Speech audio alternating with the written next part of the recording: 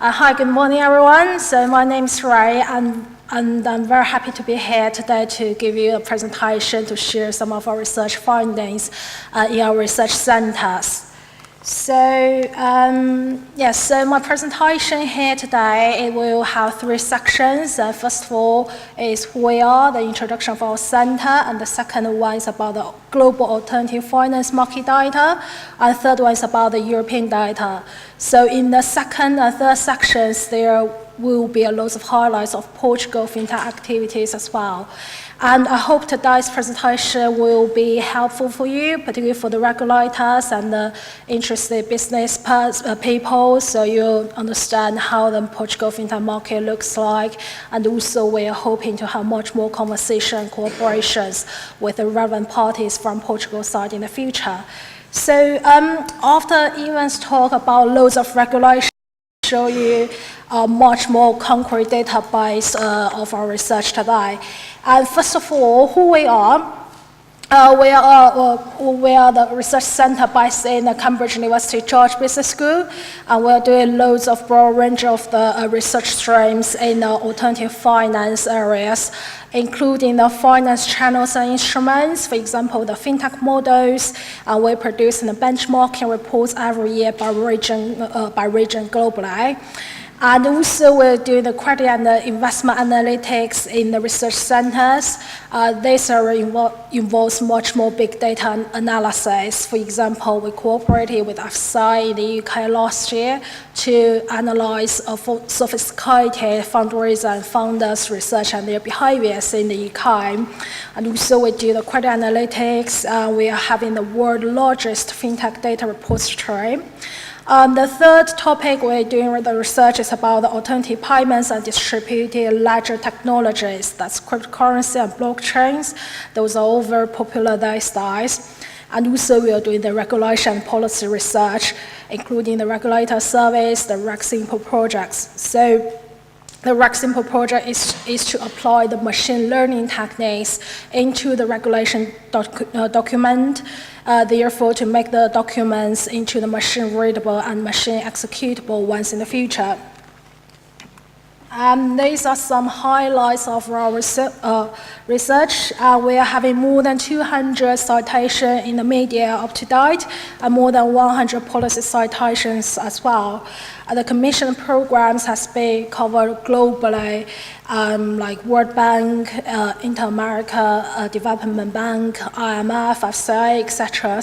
And our data has been widely used by the loads of regulators and the multinational banks as well.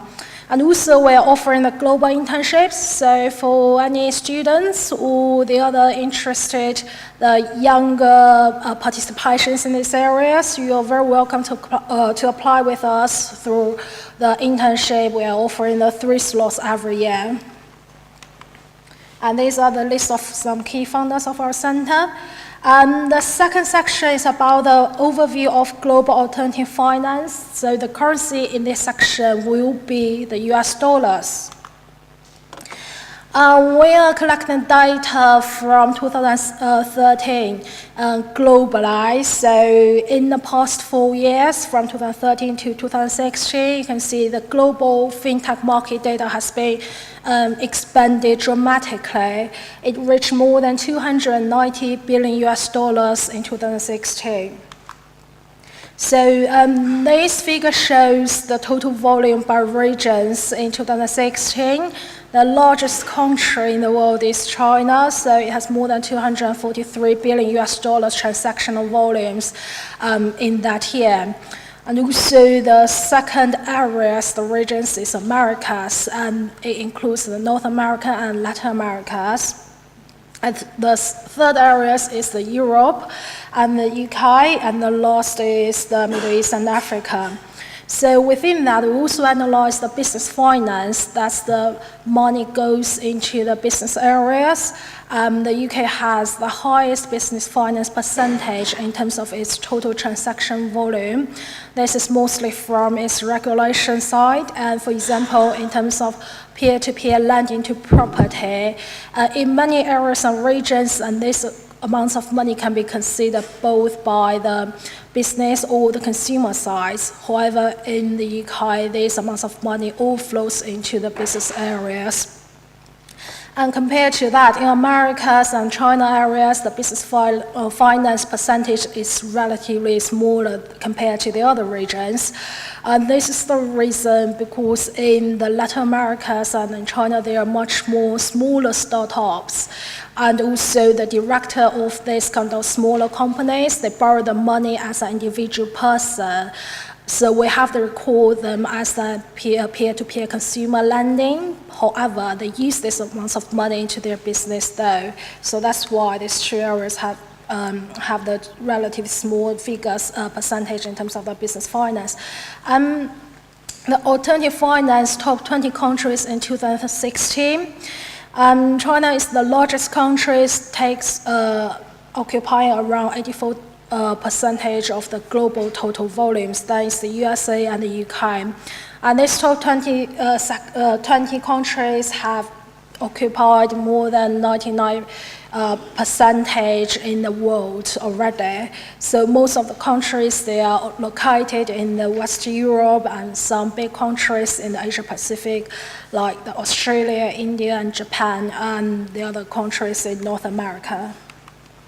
So these are some definition of typical models. So in this one, I wish to highlight the peer-to-peer lending and the balance sheet. So for example, the peer-to-peer lending, consumer lending, which means the founders knows, the investor knows who borrows his money. However, different to that, the balance sheet, the investor, he doesn't know who borrows the money. In contrast, the platforms will donate the money straight away on behalf of the investors. And for the other findings we do here is about the P2P balance sheet, crowdfunding, and other models. The distributions of data in these two different sections of models. So peer-to-peer lending is still one of the most popular used models in the world globally, and also the second one is the balance sheet and the crowdfunding and the other models.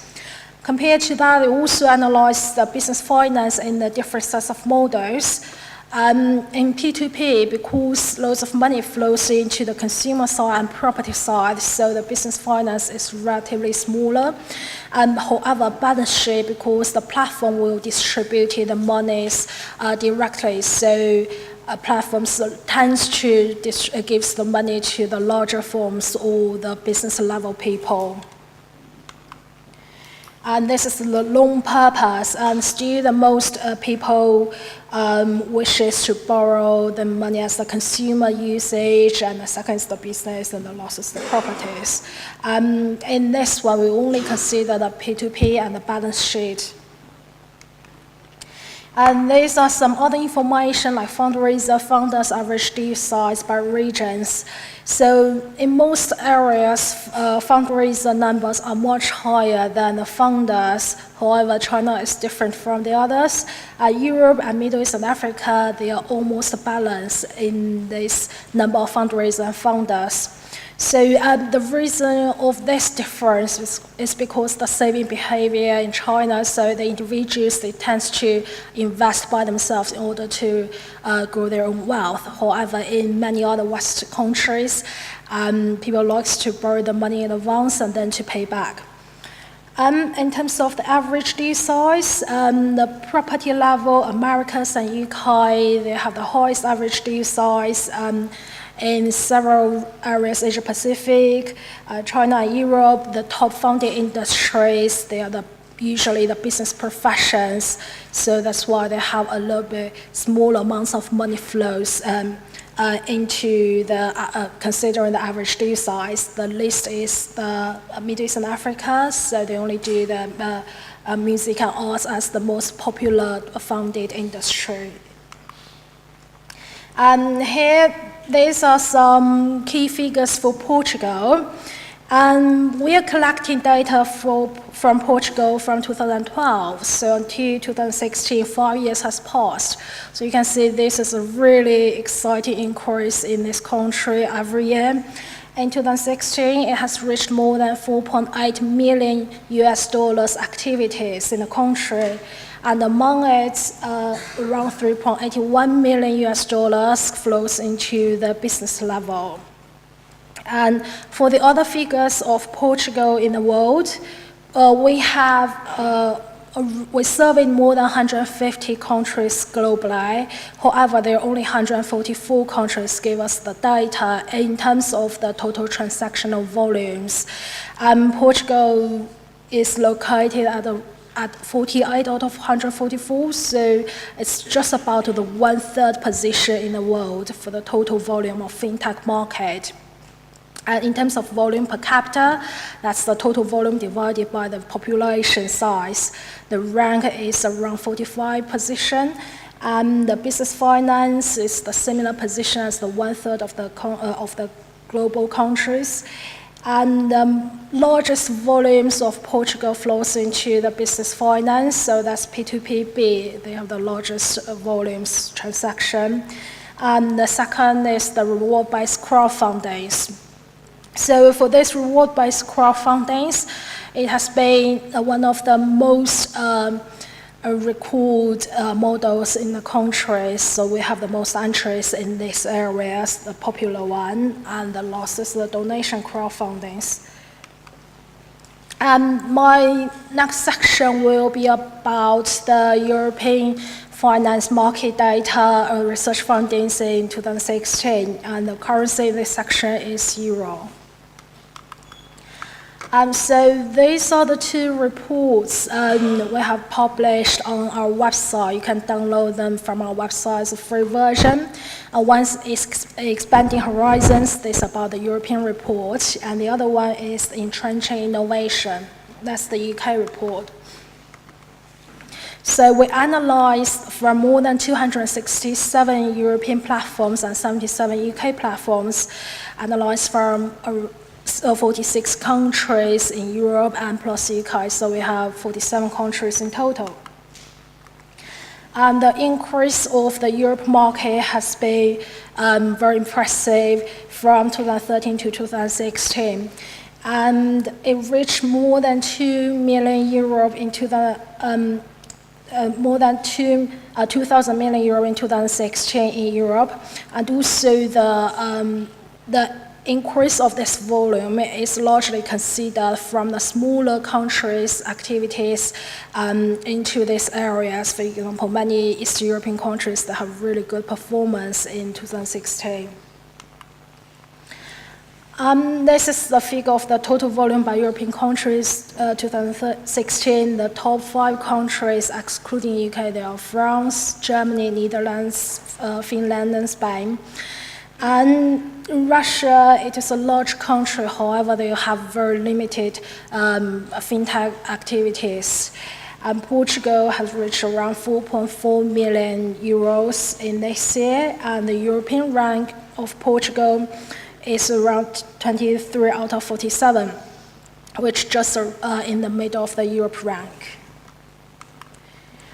And this is the fintech volume per capita by country. Differently to say, you can see the France and the Germany, they are the large country. However, when we consider them to the individual level, the figures are relatively smaller compared to the other smaller countries. Differently, Estonia, Monaco, Georgia, these kind of smaller European countries, they have really high penetration and participation of fintech activities in their own countries.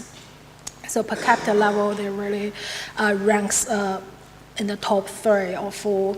And Portugal ranking this one is still in the middle of the Europe size. Portugal has, it's just around at the bottom of the slide, 0.43 euros per person. And this figure shows the alternative finance volume capita versus GDP in 2016. So this is a fitted line roughly, and in terms of the countries above these fitted lines, for example, the UK, Estonia, Georgia, because they have more P2P fundings, for the countries below this 50 line, for example, Luxembourg, Switzerland, and Norway, they have more non-investment crowdfunding activities appeared in their countries. And the highlights of Portugal, Portugal is just around this 50 line, so which means they're generally balanced in terms of P2P and the crowdfunding activities. So by showing this graph, the regulator can have better intuition about which areas they should promote in the future, either in the crowdfunding or in the P2P areas. And this is the diversity of models in 2016 taxonomy based.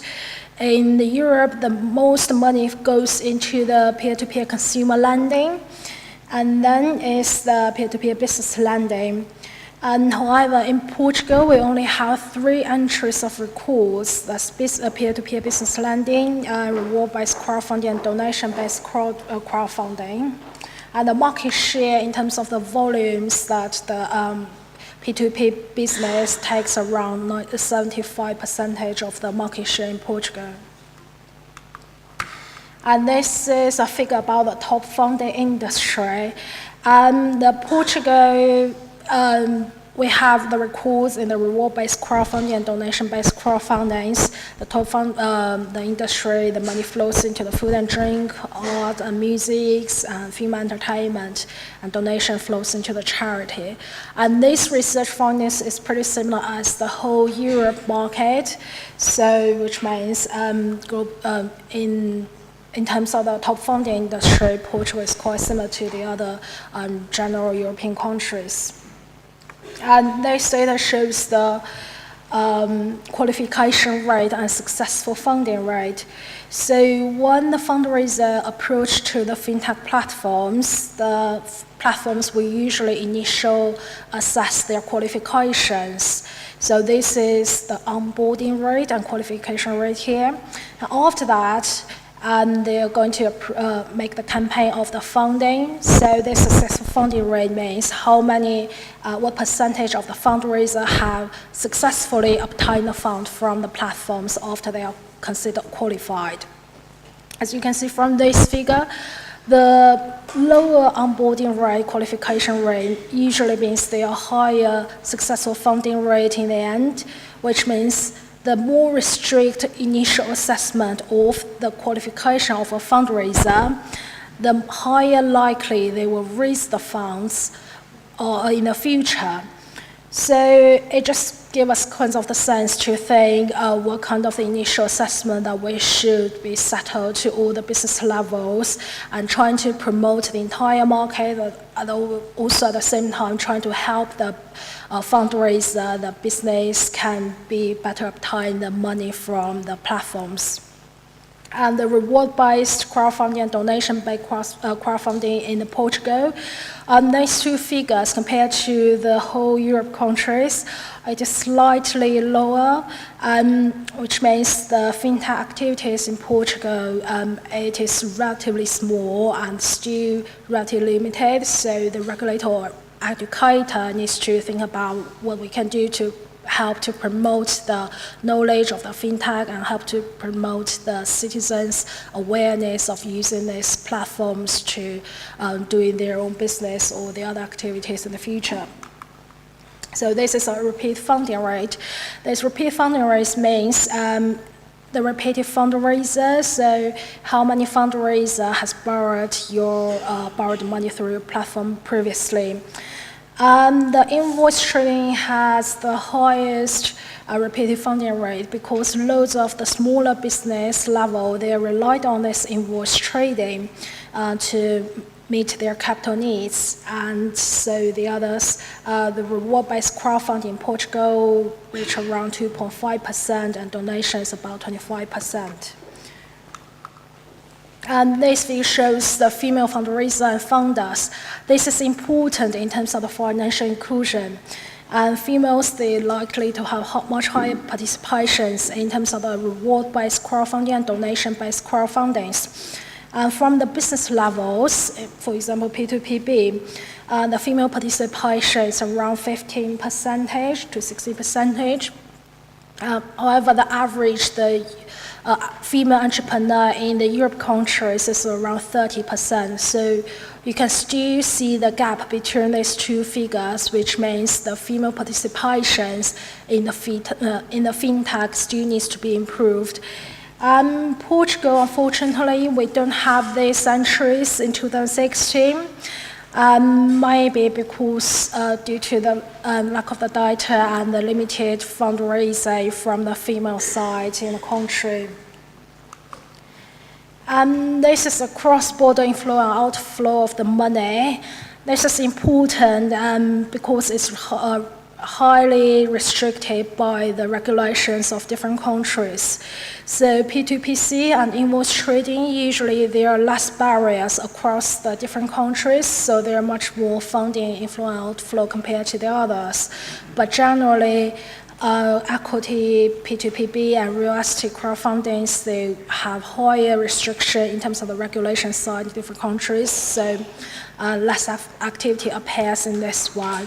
And that's why it is important for the EU has been proposed a one integrated market, as Dr. Evan just now said. Because the European country, the biggest problem for European countries is our countries has the relatively small and the barriers, so it's pretty fragmented unless the one integrated one. So there are less communication previously, and I think the regulation published last week from EU Commissions will definitely improve these difficulties and disadvantages in the future.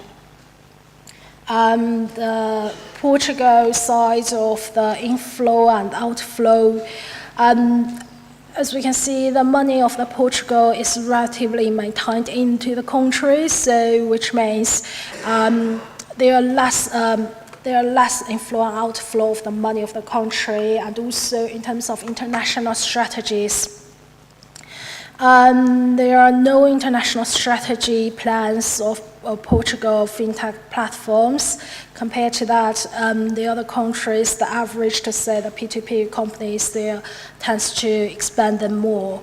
So it is also bringing us the thoughts that the regulators need to think how to improve the fintech activities here and how to promote them to expand their markets into the different countries, but particularly after this EU new regulation comes out. And this is the risk. The risk performance in Portugal is relatively good, and the fraud shows relatively high risk. This means the campaign may have the false information initially when they provide the data or provide the information to the fintech platforms. The others are relatively small. It is not saying nothing, everything is good here. It is good at the moment because the company thinks they don't have too much high risk, but in terms of the improving of activities of fintech in the future, there may be more and more concerns in terms of their securities gradually, because at the moment the fintech activities in this country is still relatively small. And my next slide is about the perception about the existing national regulations. It is good to see that Portugal, almost all the platforms, they think their regulations are adequate and appropriate.